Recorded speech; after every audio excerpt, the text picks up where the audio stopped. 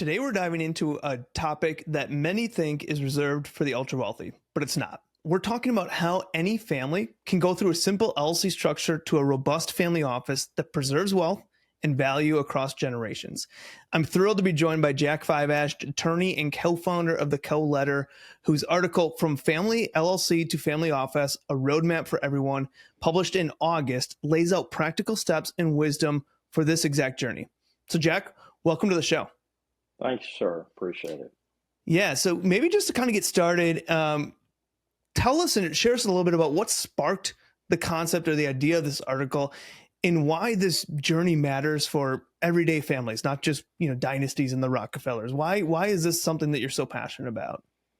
Right. We see online people talking about family offices all the time, but we never really see how to start the process. And the process is really not started with a family office unless you are ultra wealthy and can afford to do that.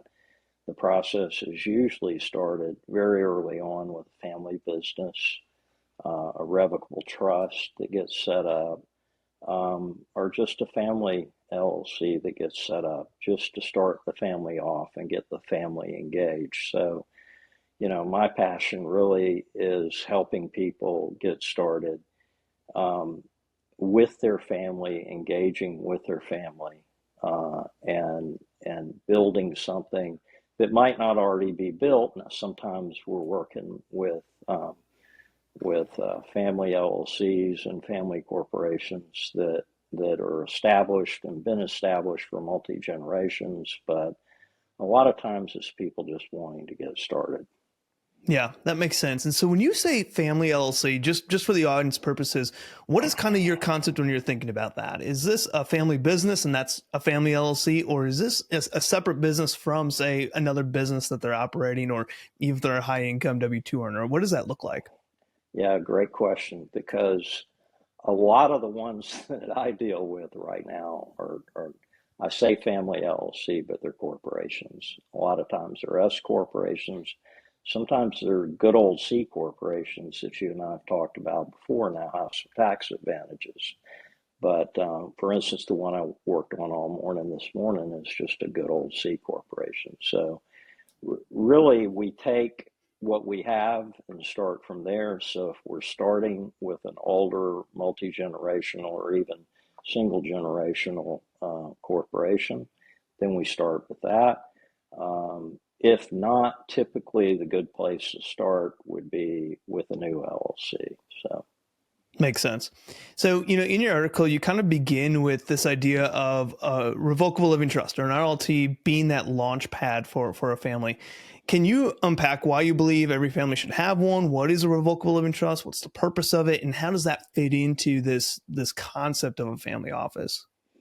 well, it just makes everything smoother from a probate standpoint. So having a will with a trust adjoined with it is really the best way to go these days, and it is because when someone passes, especially if it's the leader of the family, you want to spend just as little time as you can in probate. You don't want the difficulties of probate. You want the advantages of everything pouring over into a trust, and immediately there's some continuity, no red lights, no having to go to the probate courts in order to get access to bank accounts, those things. So it's always a good idea, regardless of what you do and how you do it, to establish an estate plan for both spouses, and as early as you can, establish one for the kids as well. And that involves a will and having a trust, because then that's actually the knitting, the yarn that brings everything together for the whole family. So at that point, you were able to explain to your children, this is how mom and I did it. we want you involved, and so we want to get you set up with a will and trust that works with ours, and from there, at that point, if you don't have a family business, you want that family business to be owned by the trust. You don't want that family business to be owned individually. So it's the fabric of the whole thing is what you're looking to create. So. Yeah. So two things I just want to follow up on that concept is one, at what age would you say as parents it's time to get your kids set up with a revocable living trust? At what age would you do that for the child? Um, it's a good question. I don't know that it really matters. I think if you when they start nowadays, uh, younger and younger children are accumulating assets that matter. Um, Everything from coins to back in the day it was stamps. Now it's bitcoins. Now it is altcoins. It is everything. And so um, whenever whenever they start accumulating some assets, I think it's time to do it. So that might be at 12, it might be at 15, it might be at 18, but I think it's time to do it. There are some restrictions on actually entering into a contract, but really, state by state, you're entering into a contract when you create a revocable trust. You're entering into a contract with yourself at that point. So um, I don't know if there is an age limit. Yeah, and help me with this piece. Just trying to talk about the process of starting one of these trusts, because I think that as a business owner myself, and when I was starting a family, I don't know how many times financial advisors said, we need to get you set up with a trust. And they would tell me every year at the meeting, and I'd say, yeah, I'll do that down the road. And it wasn't until I had my first child, I'm like, okay, maybe I should do this. And I went down that path. And I don't know what was kind of causing me to just not jump into it. Like my thought process is, one, it sounds super complex. You're talking trust, sounds complex to me, seems expensive. And so I think the initial reaction was, seems like a lot of work and seems like it costs a lot. Not something that's important in my life right now, unless, of course, something were to have happened at that time. Right. My family would have loved it. So talk to us a little bit about that process of what is the complexity? How easy is it to get these kind of done? And I know prices range significantly across the board, but give us kind of a rough idea of what you believe would be a fair price for a trust. As people are starting to reach out attorneys, what is a fair price that they should kind of be looking for? And what is one that's saying, okay, that's probably a more complex structure than you need? Well, as a lawyer, I think my job is not so much to talk you into a trust. It is to help your spouse, uh, actually achieve the goal of getting you into a will and a trust. So I'm really good at talking spouses into getting their will and trust finally. And usually it's one or the other that's really pushing hard. It's typically not both at all, and for good reason. Just like you said, you have a child. At that point, you really need to have something set up, and it's not that terribly expensive.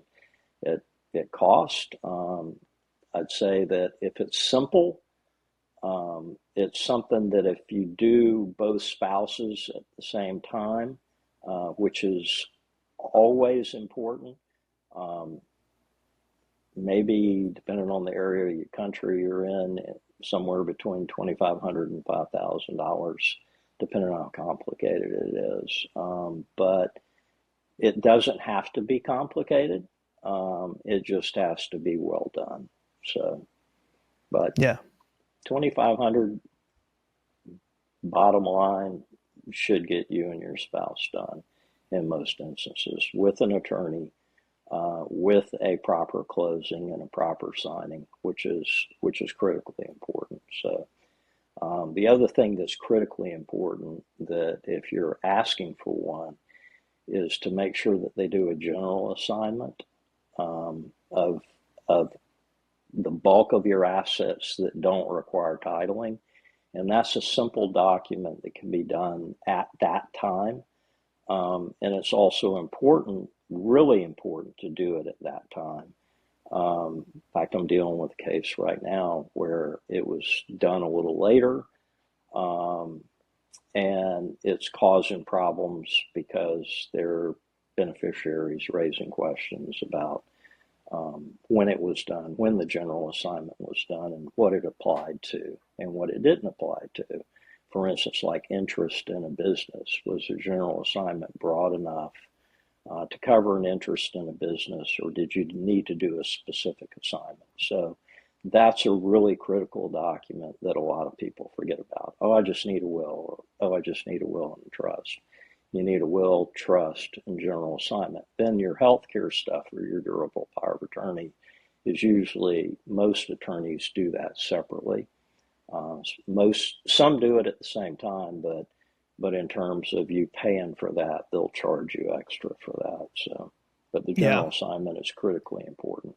Yeah, and I think another thing that I didn't realize too, and when I went down that process, is this idea of funding the trust, and making sure Yeah. that changing the title on homes and life insurance, and kind of going through that whole process is set a trust up. But if you don't do some of those important things, you're still potentially dealing with probate anyways. Well, it's the kickstart, right? So in a lot of states, if you don't actually do something to fund your trust, like a general assignment, and that's typically the purpose of general assignment, if you don't do that, then your trust can be challenged as never started.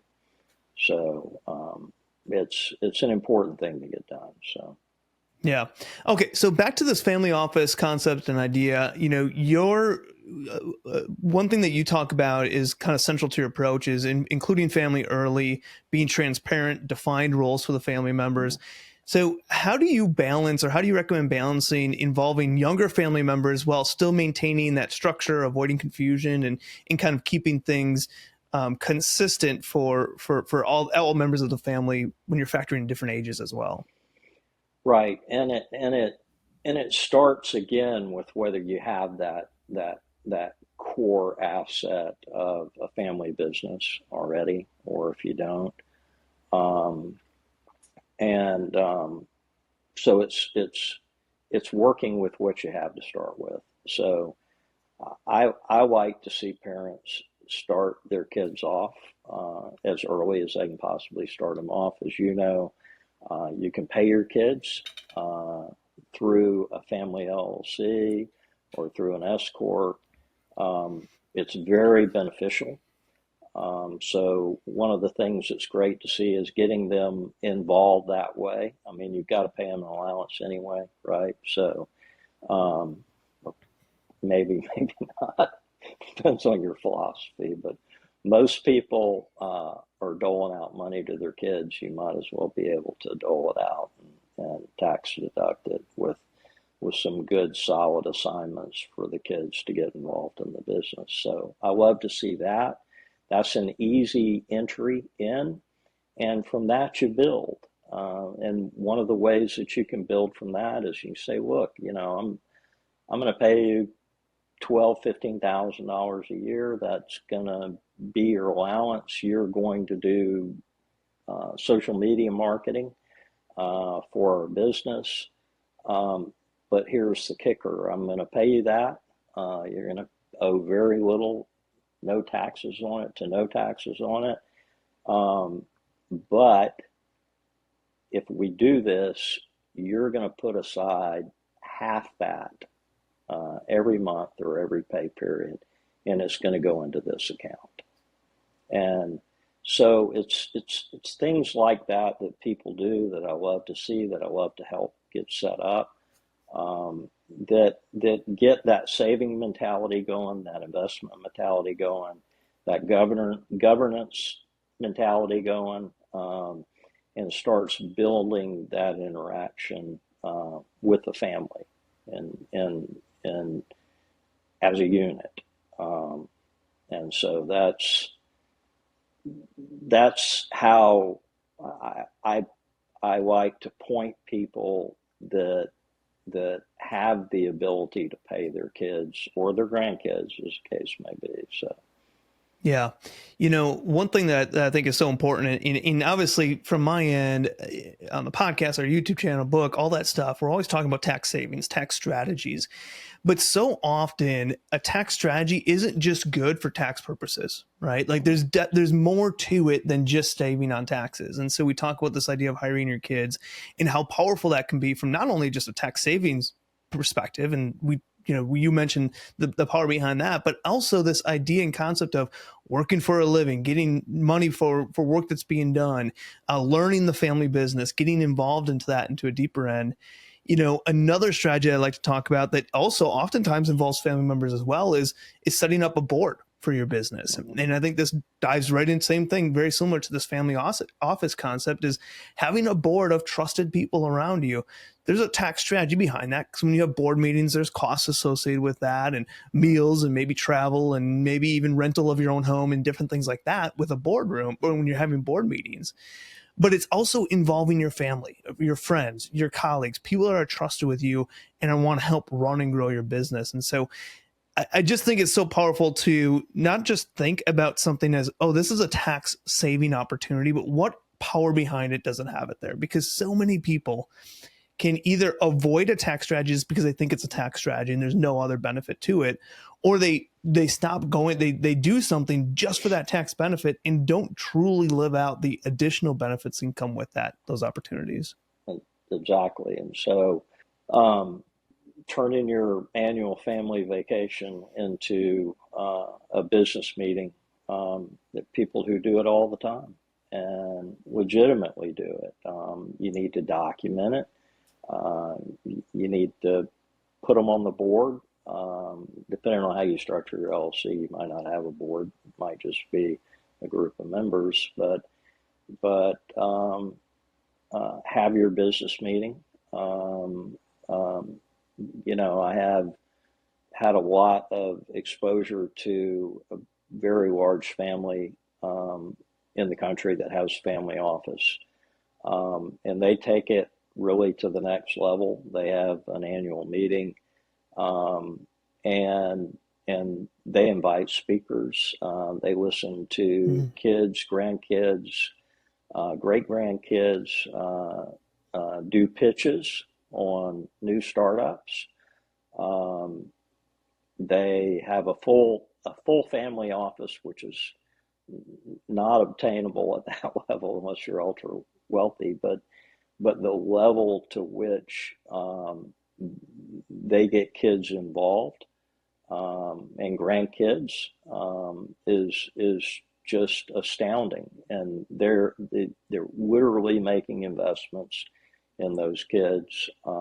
They have educational trust that kids can easily apply for, and so you can start small, um, and you can work your way to a point of taking it to the next level. But really, the main thing to focus on is not just building a bunch of cost and expense, but building some value, some wealth, some revenue with whatever entity it is that you use to start out with, and getting the kids involved in that process and let them understand where the money comes from and how the expenses are laid out, and doing those things early on is just critical to having something that lasts, because a lot of people say, oh, this would be a great idea. Then they get an attorney involved or a CPA involved or both, or even a financial advisor involved. They start getting three, four, five, $10,000 bills, and they're like, well, maybe we ought to slow roll this a little bit. And you don't have to do that. There are much less expensive ways to get advisors, involved in your effort to create something of value. So, and there's very inexpensive ways to do it. If you're just going to create a an investment account at Fidelity or anywhere else or Schwab, um, you can just you don't even have to have an LLC. You can start a general partnership with your family. It's not always the best idea. Um, we have one. I have one with my kids, and it's a good way to get them started just on the investment side without a lot of the overhead and concern. So Yeah. something that I could sit down and draft up a simple general partnership and a resolution to get past the Fidelity gatekeepers where you open an account. I do that in 2 or 3 hours of time. I don't have to pay the state. Um, it's just an easy thing to do. So to get your kids involved. Yeah. So talk to us a little bit about this. You mentioned kind of this idea of a family LLC, especially in the article that we're kind of walking or talking through right now. If somebody has an operating business, let's say somebody has a plumbing business and they have this successful plumbing business, is that family LLC that you kind of talk about, or your concept of a family LLC, is that plumbing business, or are they starting a second LLC or a second, as you just mentioned, general partnership that's specific to the family for that piece? Um, Depends on how they're structured, but um, they might not need another entity. Hmm. Um, a lot of times you find the older entities or C corps, maybe they've never been converted to an S corp. Maybe they need to be. They need to make an S election. Um, Nowadays, as you know, having a C corp that's been around for a while is perhaps valuable long term. That's a topic for another podcast, but you don't always need a new company. I think one of the most critical things to do is to make sure that everyone who's a shareholder of that family entity has got a will and has got a trust, and Mm. there's been a proper assignment um, of that company, of the interest in that company to those wills and trust. So there's no tax impact, doesn't affect anything. It's just a matter of getting it done. And then that structure in your trust, um, how you structure it, how you create your trustees, um, how you create your trust powers, how you manage assets, um, then that's the beginning of forming um, a proper structure and governance cycle for you and your kids and your grandkids, quite frankly. So, Yeah.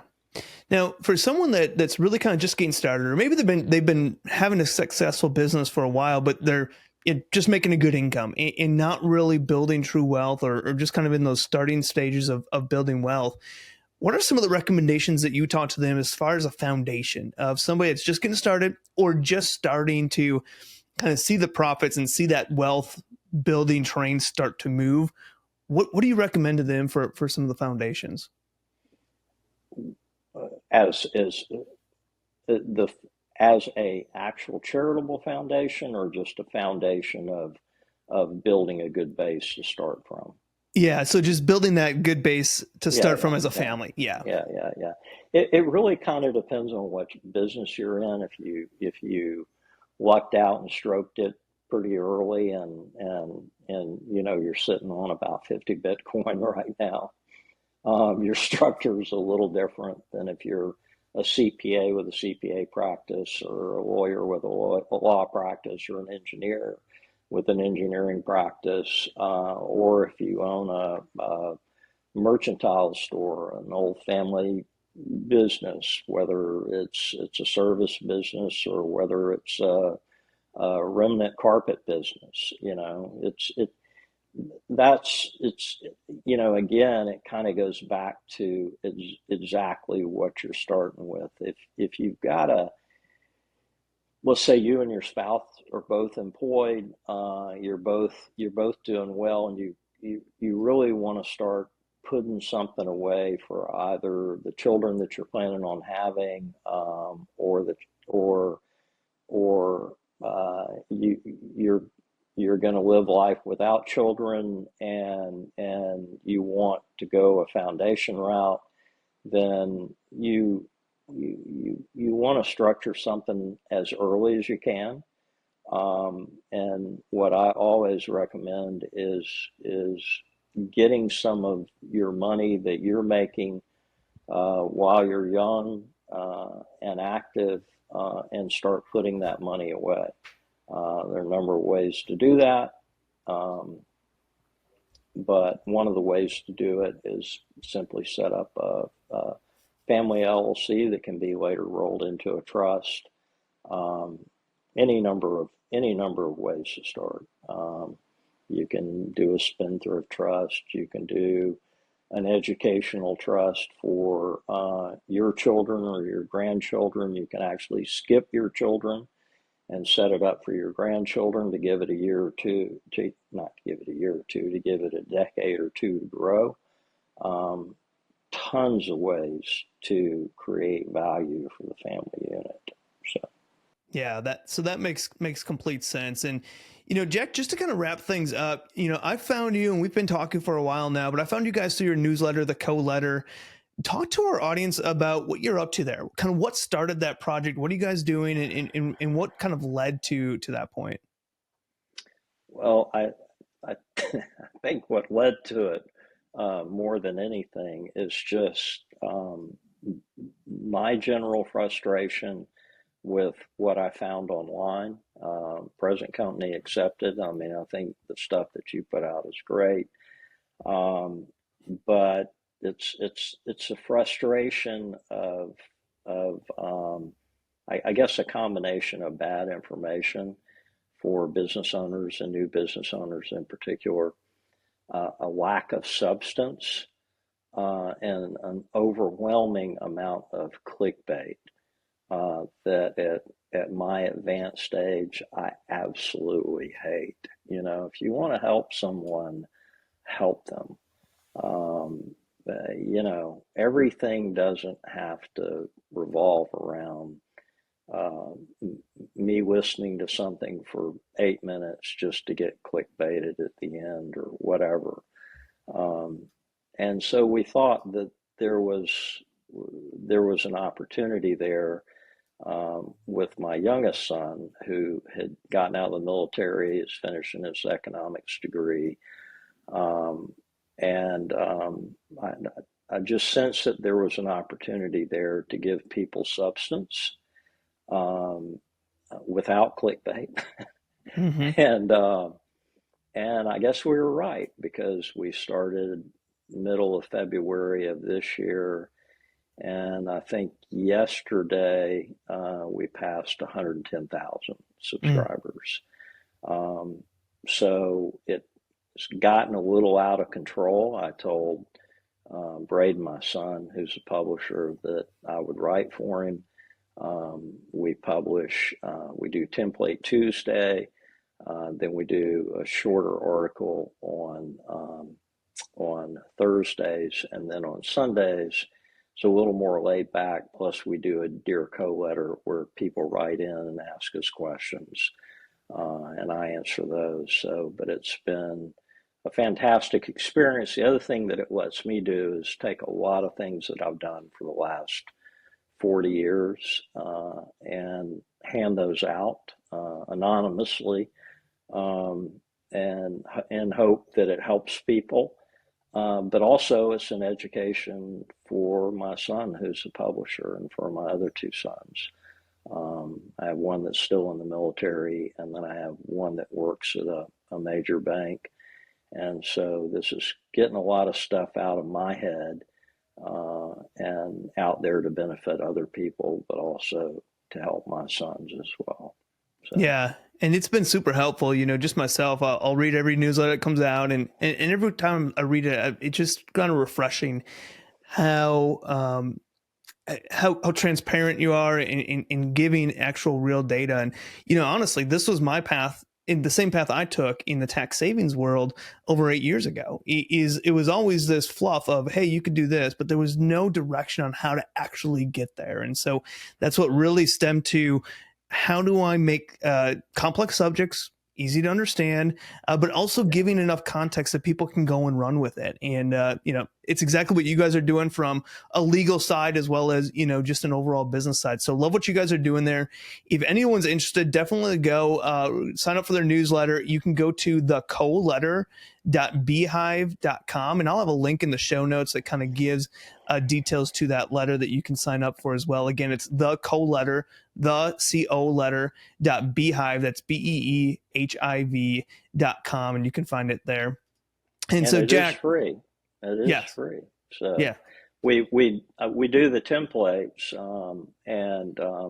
so if you want to do a premium subscription, you get access to the templates, hundreds of them. At this point, I think we're up to about 20 for the year, but we've got a lot more to come that I've developed over the last 38 years of practicing law. So yeah. hopefully people get to put them to use and save themselves some money and save themselves some angst. Yeah, absolutely. Well, Jack, this has been such an insightful conversation. And, we've talked about family office, we talked about different structures, and really we talked about just kind of having a roadmap for anyone caring about governance, sharing their values with their family. So thank you for breaking it down so clearly. And for our viewers and listeners, check out the co-letter to read Jack and Braden's full article that we talked about today, and follow along if you want future articles, just like what we talked about today, breaking those down. Again, that's thecoletter.beehive.com. And if you found this helpful, don't forget to hit subscribe, hit that like button, and share it with a business owner who's sick of paying too much in tax.